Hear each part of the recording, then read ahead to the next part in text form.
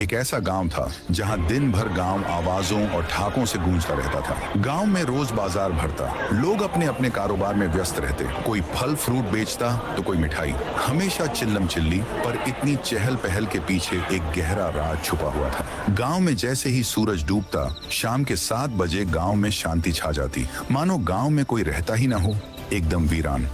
7 बजे के बाद लोग अपनी महंगी गाड़ी चलाते चलाते उतर जाते कि कहीं इंजन की आवाज ना हो जाए। घरों में के टीवी तक तुरंत बंद कर दिए जाते।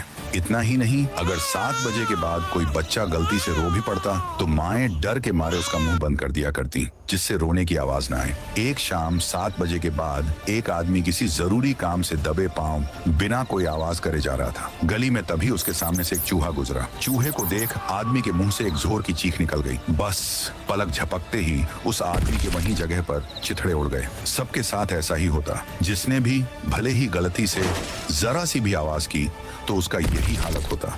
लोग 7 बजे के बाद डर के साए में जीते थे। अगले दिन राइस्टार नाम का लड़का अपनी बाइक से भानपुर गांव के रास्ते से होते हुए दूसरे गांव के लिए जा रहा था, पर बदकिस्मती से अचानक 2 ट्रक बाइक के सामने आ जाते हैं। पर वक्त रहते ही राइस्टार बाईं ओर मुड़ा। हिलते डुलते राइस्टार गलती से भानपुर गांव के अंदर आता है। अनजान राइस्टार आगे बढ़ रहा था कि तभी शाम हो जाती है। चारों तरफ से सिर्फ एक ही आवाज गूंज रही थी, कृपया सारे लोग कदम भी फूंक फूंक कर रखिए, जरा सी भी आवाज आपकी मौत की कारण बन सकती है। 7 बजने में कुछ ही मिनट बाकी हैं। तभी राइस्टार देखता है कि बाजू से एक आदमी राइस्टार के सामने सफेद कार खड़ी करके उसमें से उतरता है और कार को धक्के मारते हुए कार को आगे बढ़ा रहा। उस आदमी ने जैसे ही कार पार्क की, राइस्टार हैरानी से बाइक से उतर के उस आदमी के पास चला जाता है और उसे कहने लगता है, अरे भाई, मुझे एक बात बताओ कि तुम गाड़ी चलाते चलाते अचानक धक्के मारने क्यों लगे थे? क्या तुम्हारी गाड़ी खराब हो गई है? और ये जो सब लोग दबे पांव चल रहे हैं, ये अजीब सी खामोशी और फुसफुसाहट क्या है? वो आदमी पसीने में भीगा हुआ था। उसने घबरा कर कहा, तुम्हें अगर अपनी जान प्यारी है और मरना नहीं है तो अपना मुंह बंद रखो। 7 बजने को केवल 2 मिनट ही रह गए हैं बस। तुम दूसरे गाँव के लगते हो, इसलिए अनजान हो। चलो मेरे घर में जल्दी से, पर याद रखना अंदर जाकर जरा सी भी आवाज मत करना, वरना हमारी खैर नहीं। राइस्टार को कुछ समझ नहीं आया, पर उस आदमी की आंखों में खौफ देखकर वो चुपचाप उसके पीछे पीछे उसके घर के अंदर चला गया। अंदर राइस्टार ने पूछा, अरे अब बता भी दो कि तुम लोग इतना डरे हुए क्यों हो? ऐसा क्या है 7 बजे के बाद? पर वह आदमी राइस्टार को चुप रहने का इशारा करता रहा। राइस्टार के पास चुप रहने के अलावा कोई और रास्ता नहीं था। उस रात उसे सिर्फ अपनी धड़कनों की आवाज आ रही थी। अगली सुबह होते ही राइस्टार का सब्र जवाब दे गया। वो उस आदमी पर गुस्से से चिल्लाया, देखो भाई, तुम जो कोई भी हो, मुझे साफ साफ बताओ, तुम मुझे 7 बजे के बाद बोलने क्यों नहीं दे रहे थे? ना कोई आवाज करने दे रहे थे? आखिर इस गांव में ऐसा क्या खौफ है? बताओ जल्दी। तुम्हारे कहने पर मैंने बिना आवाज करे रात तो बिता ली, अब और चुप रहने की क्षमता नहीं है मुझ में। उस आदमी ने एक लंबी ठंडी सांस ली और बोला, अरे तुम्हें क्या बताऊं भाई, हमारी जिंदगी 7 बजे के बाद किसी नरक से कम नहीं रह जाती है। जो कोई भी थोड़ी सी भी आवाज करता है, उसके बदन के 4 टुकड़े हो जाते हैं, मानो किसी ने उसे हवा में ही चीर दिया हो। हर शाम 7 बजे किसी न किसी की मौत होना तय है। इसलिए तो मैं तुम्हें बार बार कह रहा था कि आवाज मत करो, वरना तुम भी बाकियों की तरह अपनी जान से हाथ धो बैठते। उल्टा मुझे शुक्रिया बोलने के बजाय ताने मार रहे हो। इस आदमी की बात सुनकर राइस्टार के रोंगटे खड़े हो गए। उसको एहसास हुआ कि वह कैसे बच पाया था, पर वो डरने वालों में से नहीं था। उसके दिल में एक आग जल उठी कि आखिर इस दहशत के पीछे राज क्या है। उसने फैसला किया कि वो इस डर का सामना करेगा। राइस्टार गांव के बाहर आकर 2 सबसे ताकतवर और बड़े बड़े स्पीकर लगाने लगा। राइस्टार ने वो स्पीकर्स सारे गांव के हर घर की छत पर, हर ऊंचे पेड़ पर और टावर पर लगा दिए और उन सबको एक साथ जोड़ दिया। शाम हुई, 7 बज गए। गांव में मौत का सन्नाटा छा गया,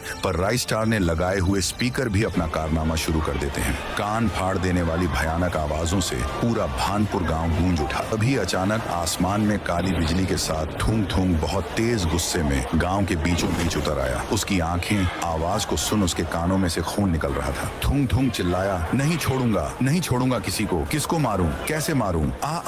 बंद करो ये आवाज, मेरे कान फट जाएंगे, मैं पूरे गांव को ही उजाड़ कर रख दूंगा। वो दर्द से तड़प रहा था। तभी राइस्टार हिम्मत करके उसके सामने आता है। थूंग थूंग उसे कांपती आवाज में कहता है, ये खरगोश के तू कोई भी हो, जल्दी से आवाज बंद करवा, वरना तुझे कच्चा चबा दूंगा। फिर राइस्टार बोला, अच्छा तो तू ही है वो जो 7 बजे के बाद आवाज करने पर मासूमों की जान ले लेता है। बता, ऐसा क्यों करता है? क्या दुश्मनी है तेरी इन लोगों से? थूंग थूंग चीख कर बोला, चला जा यहाँ से, पहले ही मेरा दिमाग खराब हो रहा है इस शोर से। मैं तुझे क्यों बताऊं? दफा हो जा। तुझे बता के मैं क्या करूंगा? तू क्या ही कर लेगा? बस मेरी पावर काम करने लगे, एक एक को चुन चुन के मारूंगा। राइस स्टार स्पीकर का रिमोट हाथ में पकड़े हुए कहता है, अगर तूने सच नहीं बताया तो जिसमें से ये आवाज आ रही है उस स्पीकर की आवाज और बढ़ा दूंगा, इतनी बढ़ा दूंगा कि तेरे वजूद के ही चिथड़े उड़ जाएंगे। बहुत बोल रहा था ना कि क्या कर लेगा? देख मैं ये कर लूंगा। चल अब जल्दी मुंह खोल। थूंग थूंग दर्द से कांप गया। नहीं नहीं, मुझे माफ कर दो, स्पीकर की आवाज मत बढ़ाना। मैं सब बताता हूँ कि मैं आवाज करने पर लोगों की जान क्यों लेता हूँ। थूंग थूंग जमीन पर घुटनों के बल बैठ गया। दरअसल मेरा नाम थूंग थूंग है। मैं इस गांव का नहीं था। मैं यहाँ JEE का एग्जाम देने के लिए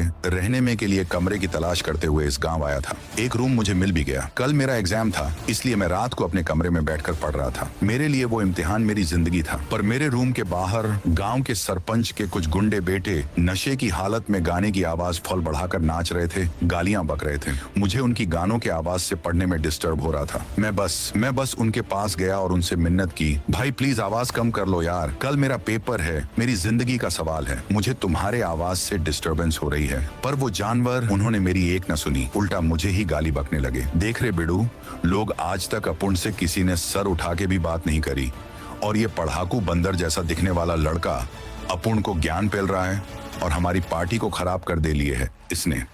बेटा कल मिल तू, तुझे बताता हूँ अपुन की हट के लिए। अब उसने जैसा कहा था वैसा ही हुआ। उन्होंने मुझे घर से पकड़कर गांव के बीच में लेकर आए। वहां लोगों की सभा बिठाई गई। फिर सरपंच के बेटे ने मुझ पर झूठा इल्जाम डाला। अरे गांव वालों, ये पढ़ाकू बंदर जैसा दिखने वाला लड़का कोई स्टूडेंट नहीं है, बल्कि चोर है। साला कल रात 1 बजे मैंने इसे एक घर पे चोरी करते वक्त रंगे हाथ पकड़ लिया हूँ। मैं तो कहता हूँ इसे चोरी करने में जुर्म में दर्दनाक मौत दे। गांव वाले भी उसके बहकावे में आ गए और उन्होंने सरपंच के बेटे का साथ दिया। उसके बाद मेरा सर ही काट डाला। मैं दर्द से चिल्लाता रहा। उसके बाद वह तीनों ही जीप में बैठकर दूसरे गांव में रहने के लिए चले गए। मुझे इंसाफ नहीं मिला। मुझे उनको जान से मारना है।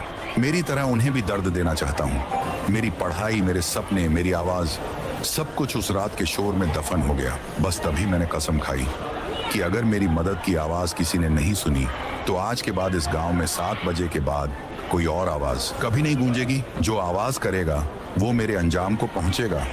राइस स्टार की आंखें भी नम हो गईं। ये तो सरासर जुल्म था। उसने स्पीकर की आवाज धीमी की। थूंग थूंग, तुम्हें इंसाफ नहीं मिला, पर तुम्हारा बदला भी अधूरा है। तुम्हारे असली गुनहगार वो गुंडे और वो सरपंच का बेटा, इन्हें तुम्हारे पास जरूर लाऊंगा। अगले गांव की सुबह राइस स्टार ने वह 3 गुंडों को पकड़कर गांव वालों के सामने ले आया। उन्हें भी उसी सूखे पेड़ पर उल्टा टांगा और लोगों के सामने राइस स्टार ने उन तीनों का भी सर एक ही बार में धड़ से अलग कर दिया। थूंग